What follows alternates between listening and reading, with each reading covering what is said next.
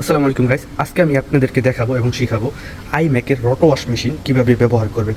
বিশেষ করে যারা হাউসকিপিংয়ে কাজ করেন অথবা সুপার শপ মার্কেটে কাজ করেন, কার্পেটগুলো ক্লিন করার জন্য বিশেষ করে রটো ওয়াশই ব্যবহার করা হয়।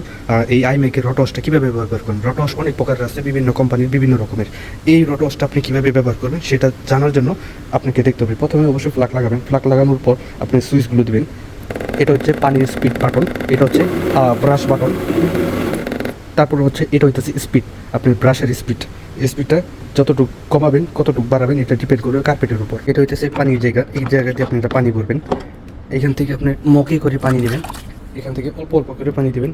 সাথে এক জায়গায় কেমিক্যাল করতে পারেন। শ্যাম্পু কার্পেট করার জন্য অনেকগুলোই কেমিক্যাল আছে, বিভিন্ন ব্র্যান্ডের বিভিন্ন কেমিক্যাল। এটা অবশ্যই ফুল করে নেবেন। ফুল করলে সুবিধা হবে কি, বারবার পানি ভরতে হবে না। তারপর ব্রাশে চাপ দিবেন, পানির লাইনে চাপ দিবেন, উঠাবেন, টান অন, পিছনে, সামনে, এভাবে আপনি ইউজ করতে পারেন। বিশেষ করে আপনি যদি ভালোভাবে চালাতে চান তাহলে লাইন ফলো রাখবেন। লাইন ফলো রাখলে সুবিধাটা যেটা হবে, তাহলে আপনার কাজ করতে ভালো হবে আর কি। তারপর হইতেছে আপনার ফিনিশিংটা ভালো হবে।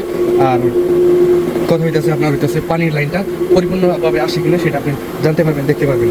আপনি যে কোনোভাবেই আপনি ইউজ করতে পারবেন, অপোজিট সাইডে, ব্যাক সাইডে, সব জায়গাগুলো আপনি খেয়াল রাখতে পারবেন। তার জন্য আপনার মেশিনটাকে কন্ট্রোলে রাখতে হবে।